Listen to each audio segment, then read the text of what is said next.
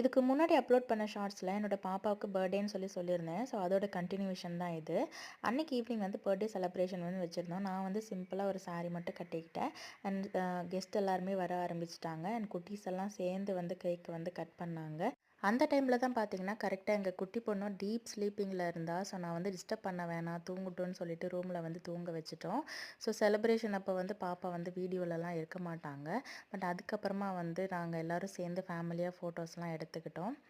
So கேக்கெலாம் cut பண்ணி முடிச்சதுக்கப்புறமா எல்லாருக்கும் வந்து டின்னர் வந்து வெளியே அரேஞ்ச் பண்ணியிருந்தோம். சிம்பிளாக தான் idli and chapati. So night வந்து பரோட்டா இந்த மாதிரி கொஞ்சம் ஹெவி ஐட்டம்லாம் கொடுக்க வேணாம்னு சொல்லிட்டு சிம்பிளாக வந்து அரேஞ்ச் பண்ணியிருந்தோம். ஸோ சப்பாத்தி குருமா, தேங்காய் சட்னி, கார சட்னி. டின்னர் சாப்பிட்டு முடிச்சுட்டு எல்லாருமே கிளம்பிட்டாங்க. பாப்பாவுக்கு வந்து ஒரு கிஃப்ட் பற்றி நான் சொல்கிறேன். இந்த கிஃப்ட் பார்த்தீங்கன்னா அந்த சிஸ்டர் தான் வந்து ப்ரெசென்ட் பண்ணியிருந்தாங்க பாப்பாவுக்கு. இது வந்து அப்படியே மேலே ஸ்பேஸ் தெரிகிற மாதிரி இருக்கும். இந்த கிஃப்ட் எப்படி இருக்குன்றதை மறக்காமல் கமெண்ட் பண்ணுங்கள்.